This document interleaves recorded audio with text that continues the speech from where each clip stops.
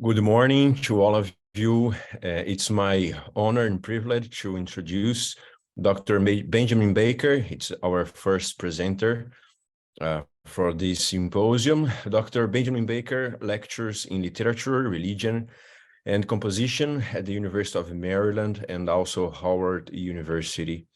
He has published 6 books and more than 100 articles on the Adventist past in publications as diverse as Church History, American Jewish History, and Vermont History. His research has been cited in the New York Times and also the Washington Post. He's currently working on a book on Ellen G. White and Black people. His topic for today, as mentioned, is Originated by Satan, Ellen G. White's concept of American slavery. As mentioned, also, if you have some questions, you can use the Q&A option in the Zoom app, and all that will be collected for the panel discussion at 4 p.m. So, Dr. Baker, thank you very much for your time and disposition to be with us today. The time is yours, just remembering that you have 40 minutes for your presentation until 9:55. Thank you very much, and God bless you. Albert, thank you so much. And if you can just keep me on track, Albert, and just let me know when I have 45 minutes left. Can you do that? Okay, I can do that. That was kind of a joke. I know that I only have 40 minutes total, but thank you for the invitation to be here. The pleasure and honor are mine. A couple of notes before I begin. First, this presentation, as Alberto mentioned, is a part of a book I am working on for a scholarly, primarily non-Adventist audience. So I do some extra explaining and I adopt an analytical tone. Also, in order to prevent obvious confusion, when referring to Ellen White, I use the term Ellen instead of White. Because I discuss race and white people at length. My talk treats on Ellen's concept of American slavery, and because I only have 40 minutes, I will not say much about what her contemporaries were saying about slavery, although I will go into this in my book. When I don't explicitly state that I'm quoting Ellen White, I will do this to indicate that I am quoting. I have a lot to cover, and so I will move through the presentation fast. Despite never personally witnessing slavery in the South, it loomed large in Ellen's mind. From her first documented reference to it in 1847 to her final one in 1910, she mentioned slavery hundreds of times in conversations, talks, meetings, letters, articles, and books. And these are just what we know about. Ellen talked about slavery mostly to white Adventists, but also discussed it with Blacks, some of whom had been enslaved. Significantly, she made the majority of her statements on slavery from 1891 to 1910, when she lived in Australia and California, quite a remove from when and where slavery had been practiced. No matter the temporal and physical distance, though, Ellen claimed that she got much of her insights about slavery directly from God. Why is it important to know about Ellen White's views of slavery? Ellen was a woman prophet to a religious movement, a movement that originated in the United States when the slavery debate was the most intense. Her church formed when the argument over slavery and what slavery represented caused the nation to eventually take up arms against itself. Ellen was one of the few professed religious prophets with a sizable and sustained following in these most critical decades for slavery. Her leadership on slavery was a major factor in the Seventh-day Adventist Church being an anti-slavery church and not dividing over it and the war. Adventists were united against slavery and for the Union cause, while the Methodists, Baptists, Presbyterians, Lutherans, and Episcopalians and other churches split over it. Ellen's notions of slavery were rooted in her cosmology, a meta-narrative that she called the Great Controversy, which she derived from a 2-hour vision she had at a funeral service in Bowling Green, Ohio in 1858. In the Great Controversy, 2 universal powers, God and Satan, vie for the allegiance of all living beings, but primarily humans on earth. Ellen held that God created a being called Lucifer, and from jealousy, Lucifer rebelled against the rule of God and persuaded a third of other created beings to join his revolution. God's forces fought against Lucifer and his followers and expelled them from the part of the universe known as heaven. In time, Lucifer became Satan, the epitome of evil, and his followers, devils and demons. After God created planet Earth and humans to rule over it, Satan and his demons' sole purpose was to compel humans to follow them in evil and thus join in their eventual fate, destruction by hellfire. Ellen held that this great controversy not only played out universally, but microcosmically in Earth's people, nations, families, and individuals. She expatiated on her cosmology in the Conflict of Ages series, a 5-book, 3,000-page series which ambitiously covers the creation of the universe to God's destruction of it and the creation of a new world. In the most well-known volume of the Conflict of Ages series, The Great Controversy, Ellen situates the founding of the United States in the universal struggle between God and Satan. Her narrative follows those she deems loyal to God through the millennia, and in the 17th century, Ellen turns to the Pilgrims or Puritans. She explains that these English religionists had been relentlessly persecuted by Roman Catholics and then Anglicans, both trying to coerce them to practice a religion against their consciences. When conditions became unbearable for them in Europe, God's hand seemed pointing them across the sea to a land where they might found for themselves a state and leave to their children the precious heritage of religious liberty. And so, she writes, they went forward without shrinking in the path of providence. For Ellen, there was one motivation that inspired the God-fearing pilgrims to endeavor on this quest for a new life: liberty of conscience. This was the highest divine principle, the freedom to choose one's religion and practice it in peace without interference from people or the government. Liberty was God's way, according to Ellen, while Satan's way was to force people against their will. Although the Puritans did not totally grasp the great principle of religious toleration, the little of it that they practiced caused God's blessings to lay on the shores of America, the foundation of a mighty nation. Drawing on historians such as George Bancroft, Ellen briefly narrates what she deems the key points of colonial America, singling out for commendation Roger Williams, who endured much travail until his little state, Rhode Island, became the asylum of the oppressed, and it increased and prospered until its foundations, civil and religious liberty, became the cornerstones of the American Republic, unquote. Jumping forward a century, Ellen writes that the framers of the Constitution recognized the eternal principle that man's relationship to his God is above human legislation and his right of conscience inalienable, an inborn principle which nothing can eradicate. She calls the Declaration of Independence, that grand old document, and approvingly reproduces the first line: we hold these truths to be self-evident, that all men are created equal, that they are endowed by their creator with certain unalienable rights, that among these are life, liberty, and the pursuit of happiness.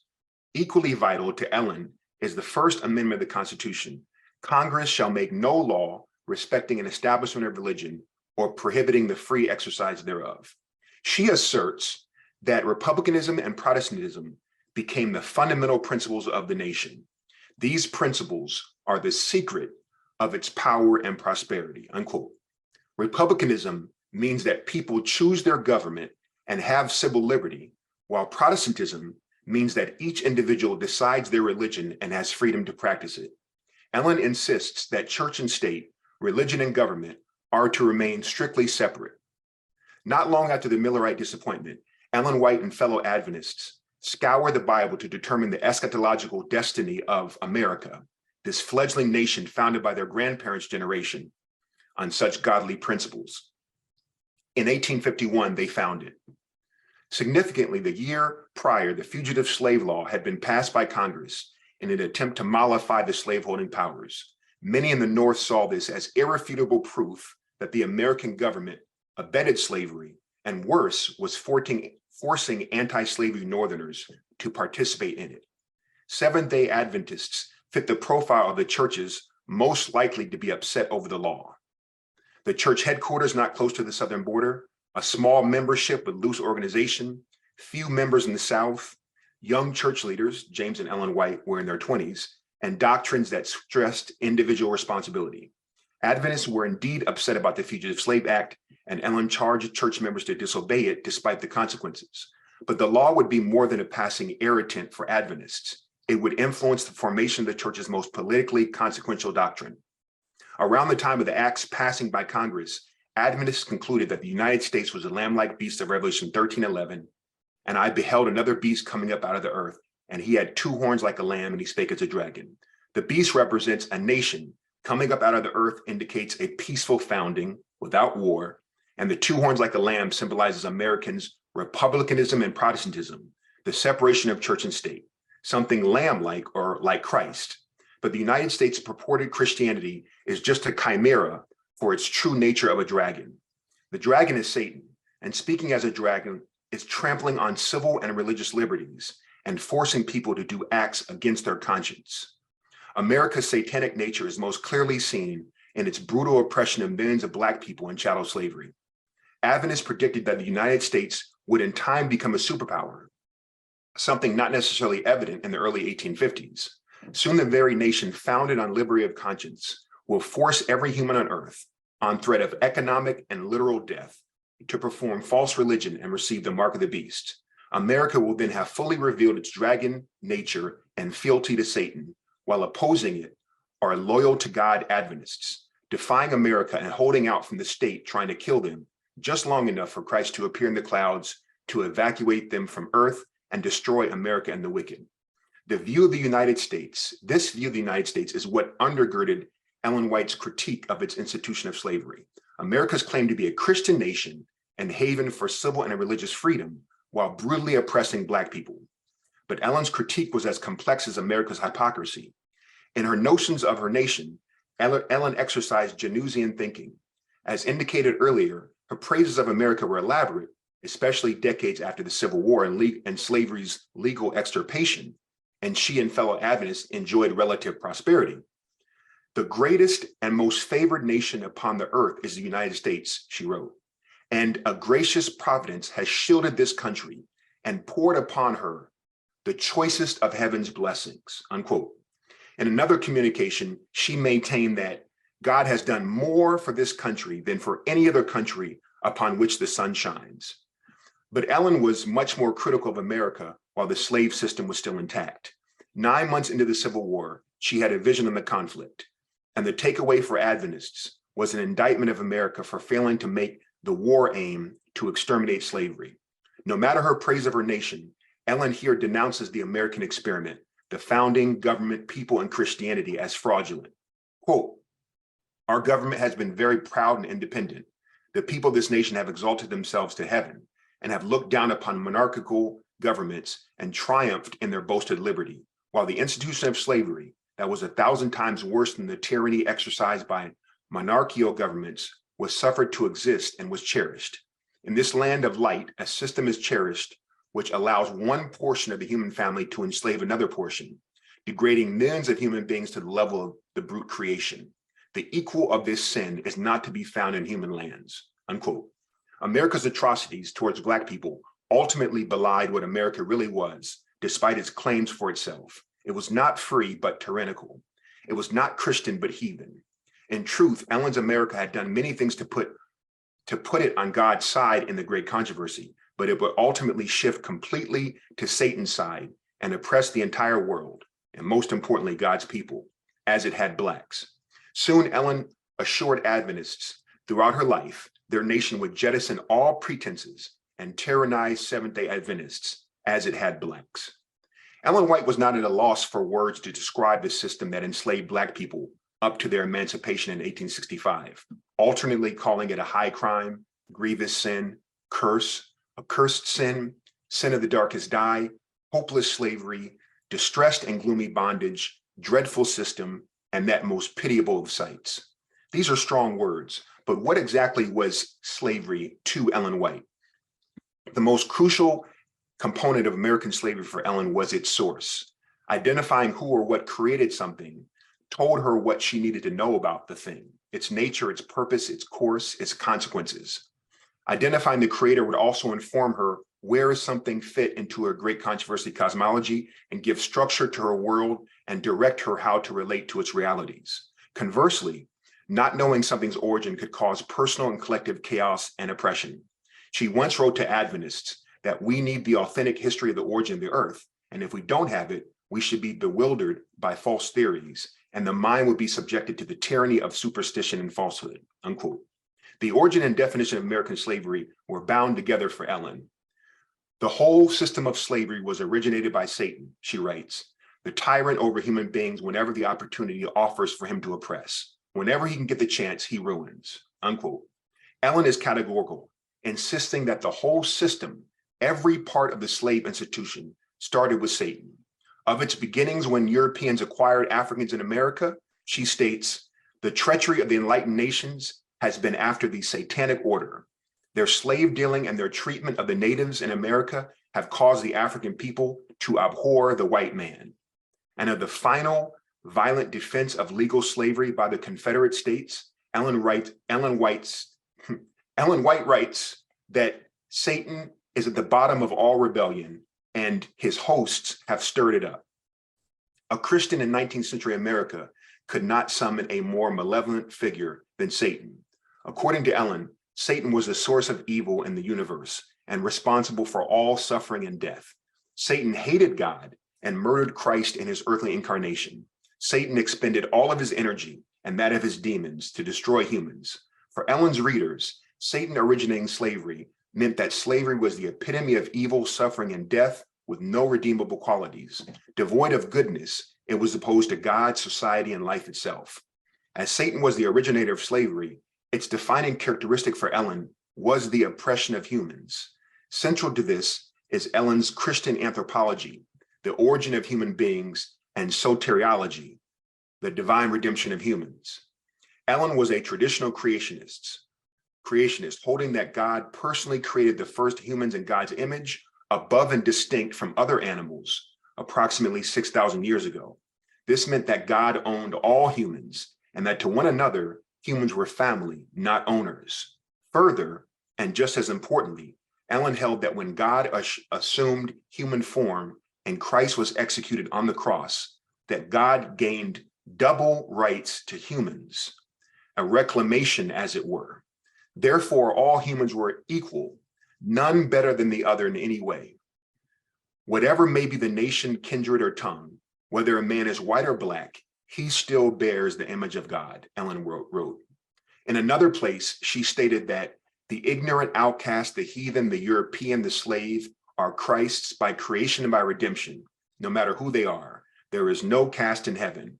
All who believe in Christ as a personal savior, whatever their position, whether they be high or low, rich or poor, black or white, are Christ's, bought with a price.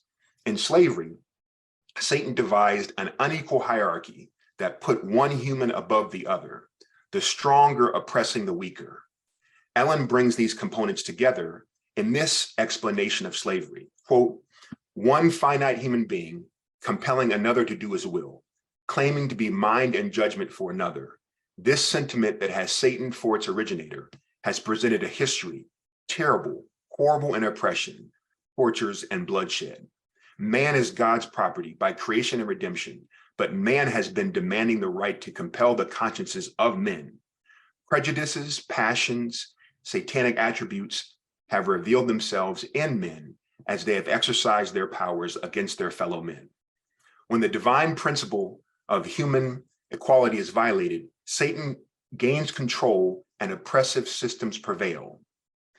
In many minds, there is great confusion in regard to what is individual right. Ellen wrote in the review, taking advantage of this confusion, men have exercised compelling power over the mind and judgment of the colored race. Satan is the originator of all oppression, and history shows a record of the terrible results of oppressive tortures that have been endured by men who are God's property, both by creation and by redemption. By identifying Satan as the creator of slavery, Ellen left no wiggle room for Adventists to excuse, justify, or in any way soft pedal slavery. Slavery was too evil for humans alone to create. Its injustices too grave to be punished by humans on earth. Slavery was devised by supernatural evil and could only be rectified by supernatural justice. Further, slavery went beyond Black and white humans in 19th century America. Its root issues of will and oppression were at the core of the ancient beginnings of the Great Controversy. Therefore, its American iteration had universal and eternal ramifications. I want to go into some of these ramifications. I'm going to have to truncate my talk a bit, but first I'll speak about slavery's effect on Black captives. Satan had a clear purpose in the creation of slavery: to deface the image of God in Black people. Ellen repeatedly states that in American slavery, whites relegated Blacks to the level of brute beasts. By brute, she means senseless, savage. In the numerous instances that she uses the term brute in this way, Ellen always prefaces the term with, on a level of, he is considered no more than a, like the, treated like, and holding a lower position than the, and all of it follows with brute beasts. They have been treated as chattels, she wrote, regarded as not much above the dumb animals, to do just as their masters told them to do. Whites had consigned Blacks to the level of brute beasts in their society, Ellen asserts, but Blacks are not actually brute beasts. Here she alludes to the trope held by many whites of her day that Blacks were simians. But in a constant refrain from Ellen, whites had degraded Blacks by enslaving them, only to deprecate Blacks for the very degradation that whites had caused. She wrote in 1855, "In this land of light, a system is cherished which allows one portion of the human family to enslave another portion, degrading millions of humans to the level of the brute creation," unquote. There was one justification that whites used to do this: the fact that their Black people skin was dark was sufficient reason for the whites to treat them as though they were beasts.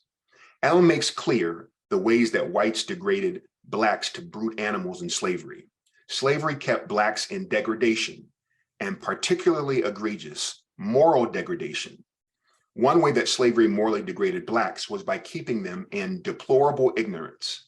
Ellen's anthropology holds that the essence of humanity, the image of God, is sentient thinking and the exercise of the will.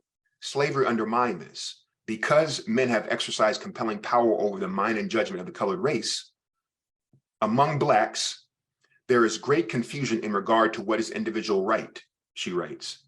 Into the 20th century, many Blacks still could not read, and therefore they knew nothing of God and the Bible. This withholding of literacy and religion caused Ellen to remark that Black people's intellect has been too long darkened. Further, Ellen avers Blacks' minds have become dwarfed and enfeebled because they have been called out and exercised upon commonplace matters and have been occupied with low, cheap ideas. Enslaved Blacks did have an education, though. According to Ellen, they have been educated in crime, degraded and oppressed, and left in ignorance to perish. Joining other American thinkers in drawing parallels to the Hebrew people's miraculous deliverance from Egyptian bondage and the emancipation of Black people in America, Ellen went beyond the obvious parallel to state that the children of Israel were addicted to licentiousness, idolatry, gluttony, and gross vices. This is ever the result of slavery. At one time, she demands of white Adventists, if the Black race is degraded, if they are repulsive in habits and manners, who made them so? Whites degraded Blacks to the level of brute beasts when they bought and sold, owned, controlled, forced, overworked, and bred them, crushing their personhood and social identity. Ellen emphasizes the brutishness of slavery in savaging the quintessential human institution of marriage.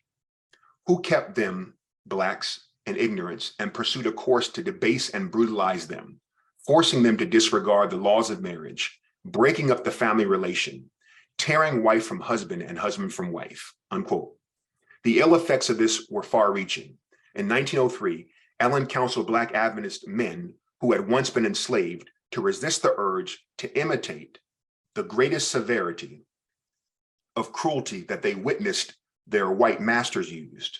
When relating to their wives and children, they should remind themselves that I am not authorized to be a tyrant because I have witnessed so much tyranny in those masters who have considered the slaves were their own flesh, heart, mind, soul, and body, when God is their owner.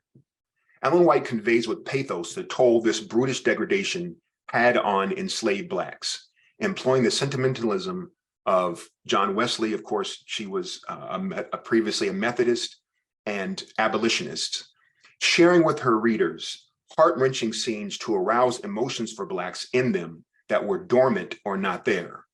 In 1861, she stated of the 4 million Black captives, the cries and groans and agony of God's creatures held in bondage, placed upon a level with brute creatures by their fellow men, have risen to heaven. Tragically, in a nation of some 32 million, it seems as if only heavenly beings will commiserate with Blacks. The cries of the oppressed have reached into heaven, and angels stand amazed at the untold agonizing sufferings which man, formed in the image of his maker, causes his fellow man, unquote. When Christian authors described humans as crying to God, it was to indicate suffering that could not be described with words, the ineffable. In the memorable words of escaped slave turned renowned author William Wells Brown, slavery has never been represented. Slavery can never be represented. And Ellen frequently could not find the words to describe the suffering of Blacks. Many of them, that is whites, can inflict with hateful satisfaction all this indescribable agony themselves. And again, quoting, unspeakable outrages have been committed against the colored race, she writes. They had lived on through years of bondage with no hope of deliverance, and there stretched out before them a dark and dismal future, unquote. The plight of Blacks was indescribable, but it had to be written. And by writing it, Ellen underscores the humanness of those that whites had bestialized.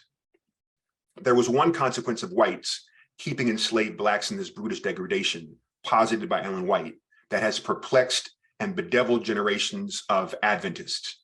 In her 1858 piece, The Sins of Babylon, Ellen refers to the pain of pious Black slaves. In an earlier vision, she saw that their pain was turned to joy. I saw the pious slaves rise in triumph and victory and shake off the chains that bound him at Christ's second coming, while his wicked master was in confusion and destroyed.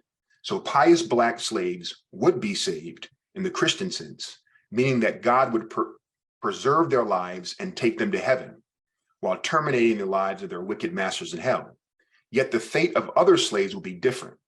In The Sins of Babylon, Ellen comments, and I'm quoting, I saw that the slave master would have to answer for the soul of his slave whom he has kept in ignorance, and all the sins of the slave will be visited upon his master.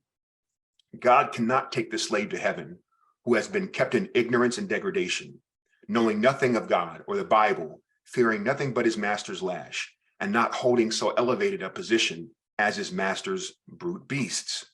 But he does the best thing for him that a compassionate God can do. He lets him be as though he had not been, while the master has to suffer the 7 last plagues and then come up in the second resurrection and suffer the second most awful death.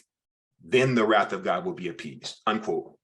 According to Ellen, the system originated by Satan, which whites kept Black slaves in ignorance, would result in some enslaved Blacks not going to heaven, consigned to non-existence because of their ignorance.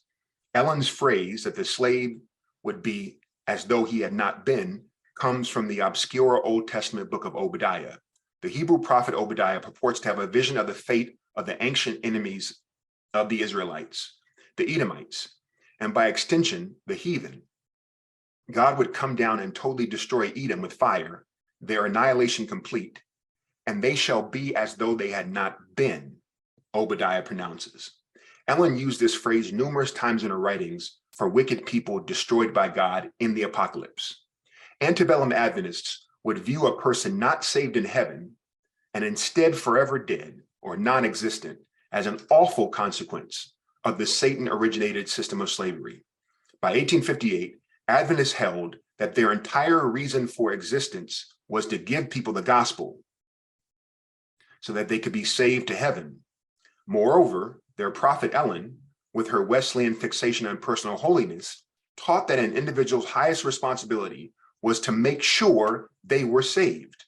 Aside from burning in hell, the worst outcome for a human in the great controversy was to be dead forever.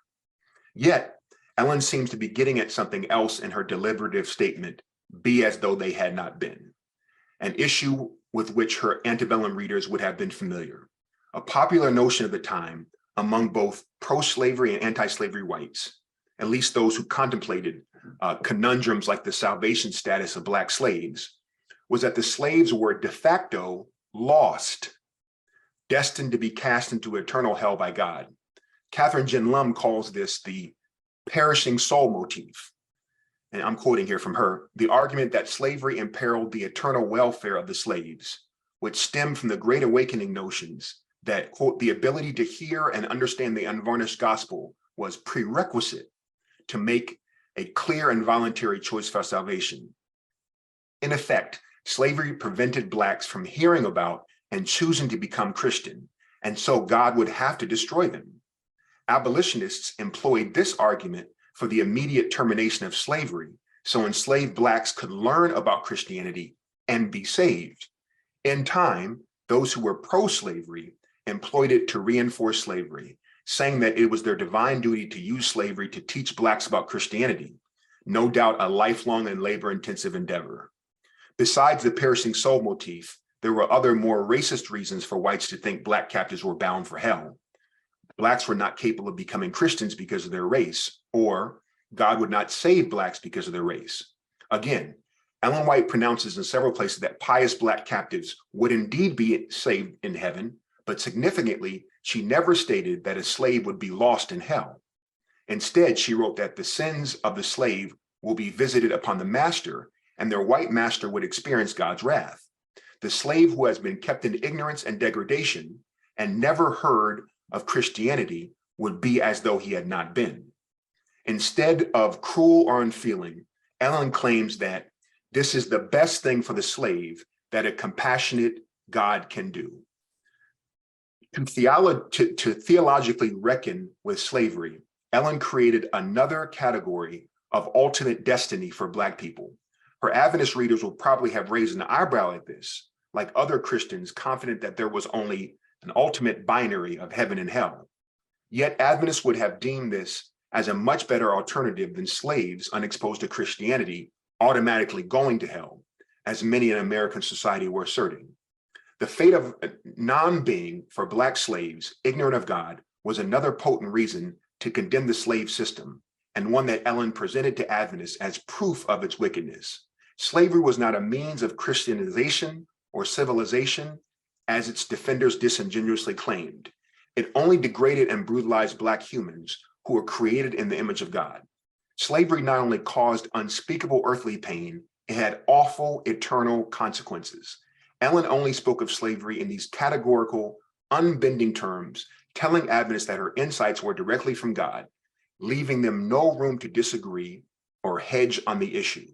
This proved effective in making Seventh-day Adventists united in anti-slavery.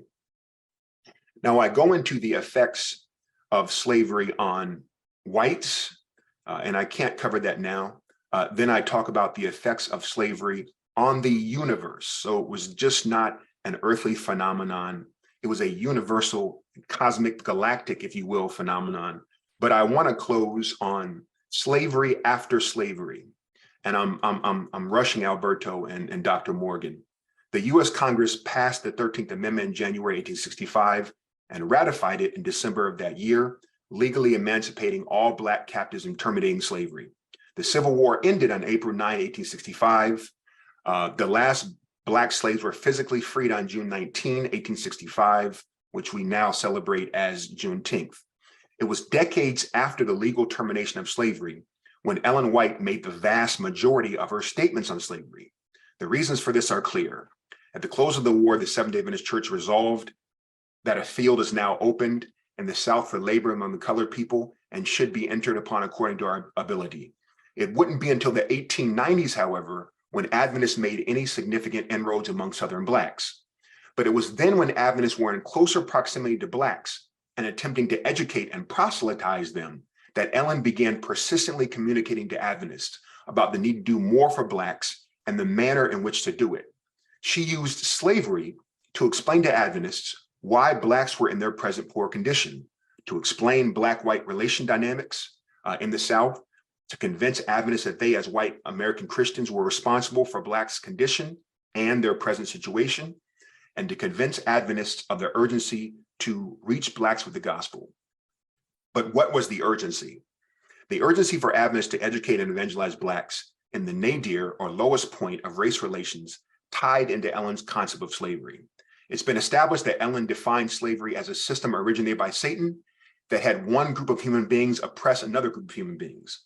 This system did not end after the outlawing of legal emancipation, instead taking on different forms, all in line with Ellen's notion of America as inherently and essentially satanic in nature. For Ellen, African Americans were never freed from the oppression of this brutally versatile system. In her thinking then, Adventists had to reach Blacks before the white system became so oppressive that it made it impossible to do so. Slavery, this white system of oppression of Blacks, took on many forms, and because she never systematically set out to define it, Ellen speaks of it in different ways for different purposes. But one thing always undergirded it: a spirit. A spirit. Ellen had expressed her fear back in 1861 that if compelled to release their slaves, the white masters' principles remain unchanged, and they would make the slave feel their oppressive power if possible, unquote. This is what she believed happened. In late 1895, Ellen remarked to a panel of Adventist leaders in Australia that the same spirit that has held the colored people in slavery is alive today. Many have the spirit of the devil working in them still, unquote. On the cusp of the new century, she wrote to an Adventist minister in the South that whites who have oppressed the colored people still have the same spirit.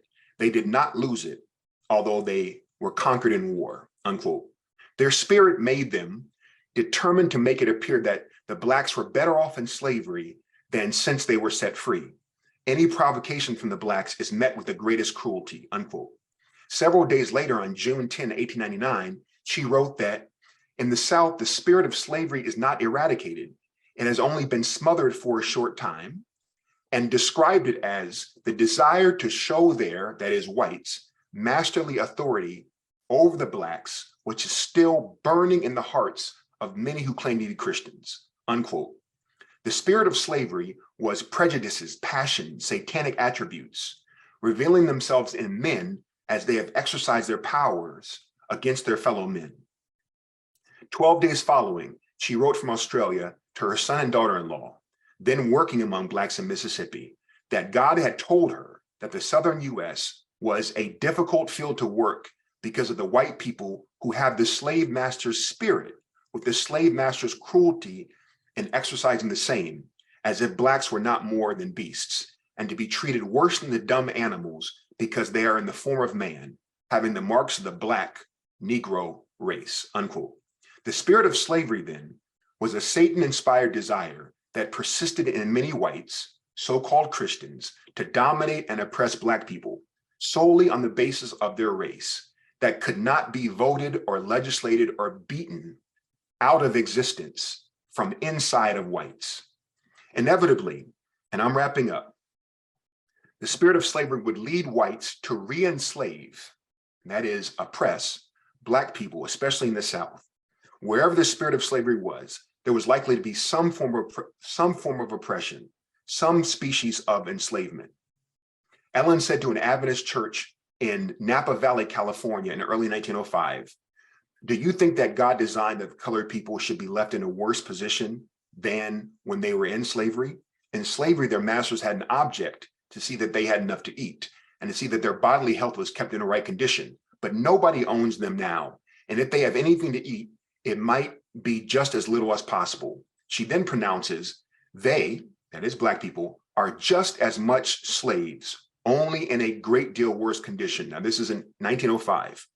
What she means here is that because of their deprived condition, Blacks were just as much under white oppression as they were during legal slavery but without the essential provisions, such as they were in slavery. In 1908, Ellen spoke of whites in the South seeing schools being built for blacks and blacks being educated, taught trades, and living self-reliantly in comfortable homes.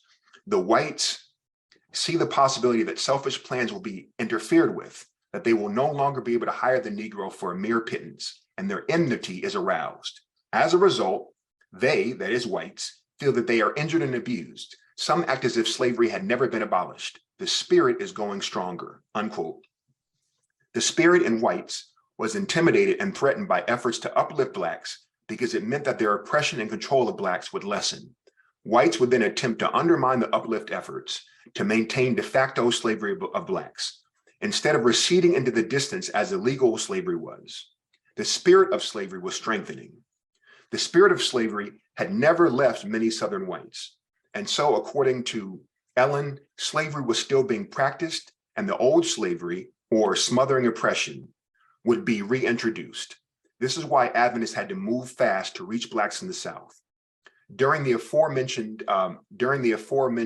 panel with Adventist leaders in Australia in 1895, Ellen remarked that Adventist agents in the South cannot take the position of encouraging the colored people to work on Sunday, for the same spirit that has held the colored people in slavery is alive today, unquote.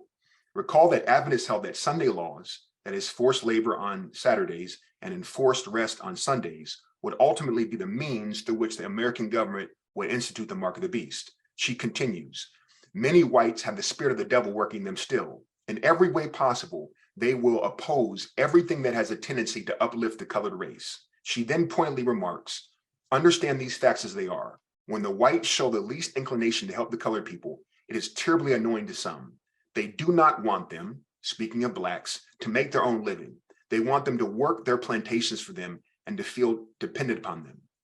Ellen is here describing the sharecropping system and other types of agricultural labor that was so exploitive of blacks in the nadir. She then seamlessly weaves the Sunday law issue with Jim Crow, speaking of counterworking agencies against Adventists teaching their religion in the South.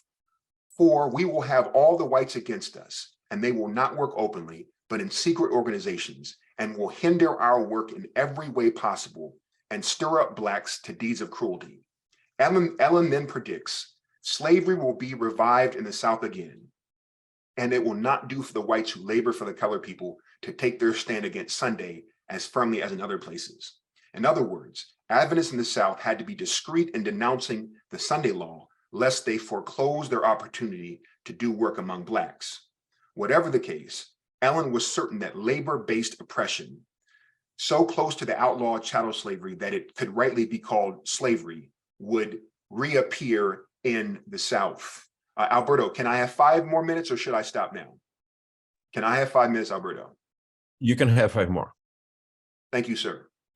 Near the end of her active life at a panel interview in Southern California in 1907, the 80-year-old Ellen White again predicted the re-enslavement of blacks.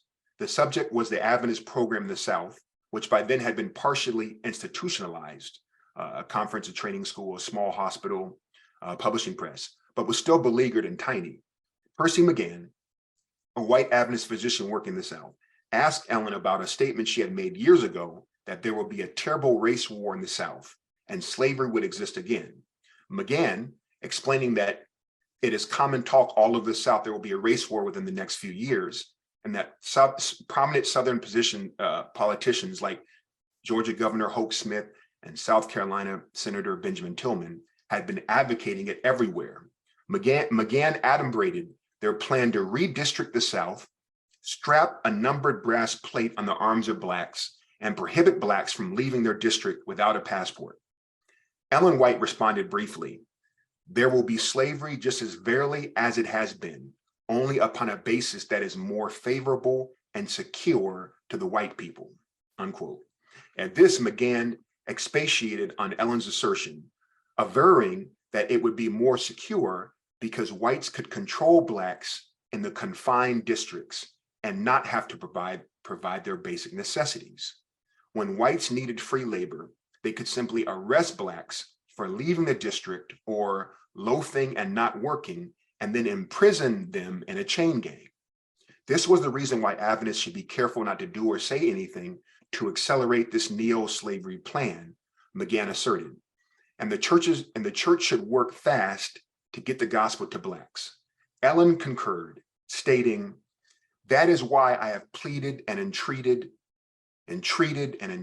for the work to be done in the South, because I knew that this very race war would be introduced," unquote. Until the end of her life, then, Ellen maintained that the whites' spirit of slavery was alive and would manifest itself through new and innovative schemes and systems to oppress Black people, veritably enslaving them again. Thank you very much.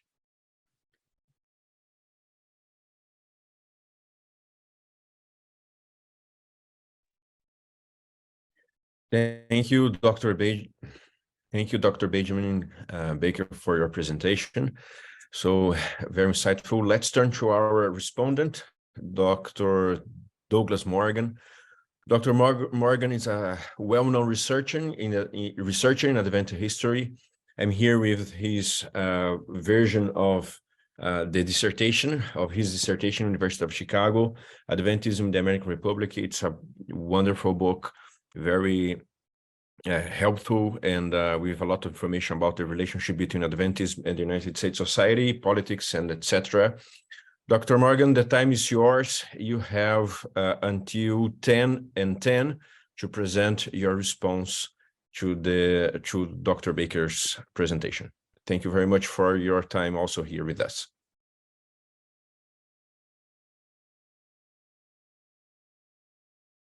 And it's certainly a privilege to be part of this symposium and to respond to this very enlightening and informative presentation by Dr. Baker. I want to begin with a quotation from Abraham Lincoln, who in 1864 said, "If slavery is not wrong, nothing is wrong." Benjamin Baker's masterful analysis shows us that for Ellen White, too, there was something definitive about the wrongness of American slavery, but also that she expressed that conviction in far more assertive and sweeping terms than did President Lincoln. For her, it seemed to have been the wrong of wrongs, the benchmark of all wrong, and its supreme manifestation in human history. I may overstate a little bit there, but that's my impression. This is so, Dr. Baker shows us, because it was the antithesis, the supreme antagonist to the liberty that stands at the center of the great controversy meta-narrative that in turn was the defining theme of Ellen White's prophetic career. The principle of slavery, coercion, oppression of one human being over another, she wrote, has Satan for its originator. And America's race-based slavery culminates a line of oppression running through history, seen in the suffering of martyrs, the cruelty of papists and heathens exercised towards Christ followers. It inflicts suffering for which even the descriptors like highest crime, darkest die, indescribable agony, hard-hearted, etc. They're all inadequate. In fact, they defy words even for Ellen, and the clearest thing that can be said about it is that it caused the angels an amazement paralleled only by that evoked by observing the torture that was inflicted upon the Son of God himself. More specifically, it replicates and extends Lucifer's primordial rebellion by marshaling forces in defiance of God's government to arrogate repressive authority over human beings that belongs to God, both by creation and redemption. Like Lucifer, the United States was the recipient of the choicest of heaven's blessings, more than any other nation in history. And it gave promise of a liberty that shone with unprecedented brilliance. And yet its governments also, like Lucifer, had become very proud and independent, and the people had exalted themselves to heaven.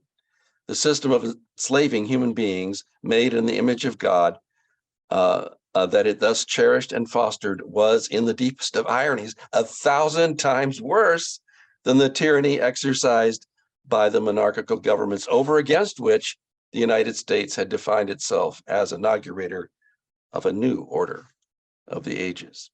Now, all of this only skims over the surface of Dr. Baker's multifaceted analysis of Ellen White's conception of slavery in America, but this is my take on the big picture that he offers.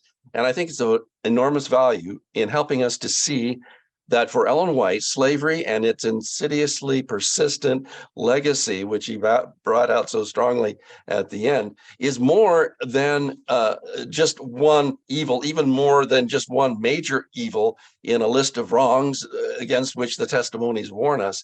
It is embedded into the very warp and woof of the great drama of the planet in rebellion and its final chapter, in which the American Republic plays a central role. Now, as for what Ellen White wanted believers to do in regard to slavery and racial injustice, I am struck by a sentence that I believe Dr. Baker did not have time to include in his oral remarks, but he refers to the supreme importance that she placed on being in sync with heaven.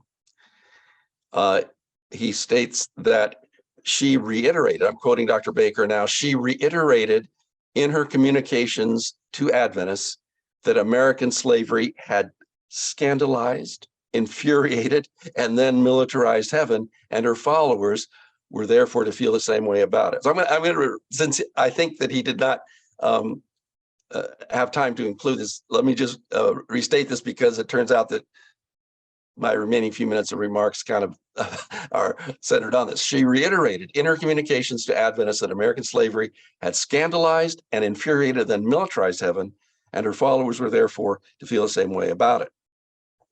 Elsewhere, he states that for Ellen White, an individual's highest responsibility is to make sure that they are saved in heaven and avoid burning in hell. He emphasizes the severity of God's retributive justice against enslavers and the collaborators and its collaborators that Ellen White undeniably highlights. I also think I agree with Dr. Baker's assertion that in Ellen White's cosmic frame of reference, slavery was too evil for humans alone to create, its injustices too grave to be punished by humans on earth. Slavery was devised by supernatural evil and could only be rectified by supernatural justice. Like, closing the quote there from Dr. Baker. Yet I think it would be a mistake to include, and in fact, I do not think that Dr. Baker would argue that the last day eternal reward and punishment constitute the entire sum and substance of Ellen White's cosmic perspective on slavery. Historian Stephen Mintz points to a liberationist impulse in antebellum reform that sought, quote, sought to free individuals from corrupt customs and coercive institutions. To oversimplify, perhaps, I would say that Ellen White saw God acting not just to punish those implicated in the slave system, but to liberate the enslaved. Up and into at least the first 2 years of the Civil War, that liberation, the Jubilee, seems largely conflated with the final judgment and redemption when Christ returns. Yet even here, I think we can see emerging elements of a mandate for those agencies that are in sync with heaven to act in the interests of liberation. Now, the militarized angels, and if there's time, and if he so chooses, Dr. Baker might correct me on this, but this also he didn't have time to include in his oral remarks, but I believe he's referring, for example, to the angel that Ellen White saw intervening in the Battle of Bull Run, because if the North won at that point, it would be unjust because they were not yet fighting to end slavery. But of course, God did not want the South to win either, so that the suffering of the war is prolonged by the intervention of these angels. But I think that it is not so much because that there is a quota of blood that needed to expiate God's wrath that had not been met, but because the national leadership has refused to make ending slavery the goal of the war. The North continues to aid and abet even as it fights to hold the Union together. Human choices prolong the severity of sin's consequences. So I'm stating this to say that the militarization of heaven is something that is not simply punitive, but there is a redemptive liberationist impulse in there. And when it comes to God's people, by refusing compliance with the fugitive slave law and making clear their antipathy to pro-slavery politics, again, I think something that Dr. Baker may not have brought out as fully, given the time, as in his written remarks. They're called upon, even at this juncture, God's people, to aid the forces of liberation, or at least at minimum, resist the advance of the forces of slavery. Ellen White wanted Adventists not only to be scandalized and infuriated by slavery, but also to be in sync with heaven's redemptive, restorative action that culminates in an earth made new. And so when we look at the 1890s that Dr. Baker referred to and has studied in much greater depth than I have, but I think that we see here the prophet envisioning a comprehensive initiative, extending the mission of Christ, as stated in Luke 4, liberation for the oppressed, good news for the poor, a comprehensive initiative for making good the promise of freedom to a people who, after legal emancipation 30 years before, had, in the words of W.B. Du Bois, stood for a brief moment in the sun, then moved back again towards slavery. But the mission, despite that dire circumstance, is to help them claim their God-given freedom to discover and follow the way of Christ for themselves. It would entail teaching them to read and to follow various trades and engage in different business enterprises. She called upon farmers, financiers, builders, craftsmen to join ministers and teachers in this broad-ranging initiative, and thereby, quote, make the best restitution that can be made to those who've been robbed of their time and deprived of their education. This gospel-based liberation addressed the whole person, and I would suggest that it could neither be confined to an inner spirituality nor an economic uplift, but it somehow had to connect with the economic and political structures of society, but it's deeper than that. So again, here, I think that Ellen White does see the fact that because Satan originated this system, human activism or social reformism, if we want to put that way, could not defeat it. But she wanted Adventists to be engaged in this liberation program, if you will, in line with God's ultimate plan for the culmination of the plan of redemption. And it's just striking to me, especially in view of the fact that, as Dr. Baker brought out in discussing how that spirit of slavery is going to be perpetuated. And Ellen White seems to view, when they talk about this plan, which never took place, to put brass plates on Black people and confine them to certain areas, yeah, that's going to happen. But at the same time, I think for the fuller picture would require us to see that she wants those who are in sync with heaven to act accordingly and help as co-workers with Christ in his redemptive agency. In sum, Dr. Baker has shown in brilliant and forceful terms that Ellen White saw America's original sin, slavery and racial injustice, that sin that ruined the nation, in her words, as a particularly, perhaps even uniquely comprehensive last-day manifestation of the original sin that brought ruin to the universe, and one that only apocalyptic divine intervention could resolve. To that, we might also add that Ellen White summoned human agencies to act in sync with heaven in that resolution meeting the outrage of slavery and racial injustice with liberating and restorative action now. So there is so much that might be brought up, but my time is up, so I'm going to end my my comments there. Thank you, Dr. Morgan. Dr. Benjamin Baker, you have 5 minutes to answer. Thank you for your terrific response, Dr. Morgan. I really appreciated some of the points that you brought out that may have been in one of my preliminary drafts, but I didn't have time to talk about. And just touching on what you said vis-a-vis the cosmic significance of slavery. And I've thought a lot about this. Many say that history, and I'm speaking here of historiography, that is how history is done and written, is more about the present than the past. So I'm writing this book on Ellen G. White and Black people, and particularly this section on Ellen G. White's notions of slavery in America in 2023. That's when I'm writing it. And it strikes me as, and this has been remarked upon a lot, that the more things change, the more they stay the same.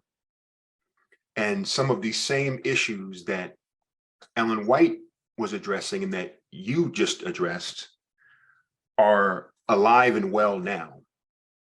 And I think that many Christians would say that because slavery, and I would say by extension, racism, is inspired by Satan, originated by Satan, that it takes a divine solution, namely God, to finally totally eradicate it. But one point that I didn't get a chance to talk about, because this is a little bit aside from the main issue, and that is Ellen White's call to her followers to disobey the Fugitive Slave Act. And so she and many other abolitionists, we've talked, Doug, between ourselves about abolitionists like Samuel Ringgold Ward and John Lewis and William Watkins and others.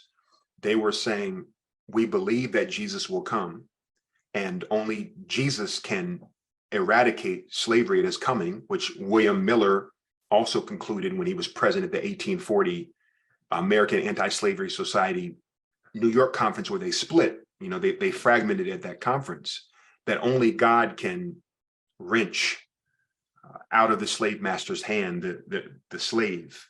But at the same time, Ellen White was calling for Adventists to resist and fight against the system of slavery as they did with any other sin. The personal sins in their lives they were dealing with, the sins in the church. And so when the Fugitive Slave Act was issued, which I posited was at least partly responsible or feeding into the Adventist formulation of the lamb-like beast of Revelation 13:11. It was done right around that time. That this was an evil to be actively resisted. And by actively resist, I mean that Ellen White said, we are not to obey the Fugitive Slave Act, which means that she was in effect saying, we are to help fugitive slaves. We are to assist fugitive slaves. So that's what was meant by disobeying the act. And John Lofborough reports that at the same time, when they were talking about John Brown's raid, that Ellen White said he was doing good. And so, and there's a lot of other pieces of evidence, but when we see something originated and inspired by Satan, I think that the Ellen White model, as well as the wider church, is to not passively let Jesus deal with it in the Advent, but to kind of have two minds on this, that yes, there are some evils that are so deep that God must deal with it, but we still have to do our part in resisting it. So thank you so much for your excellent feedback, Doug.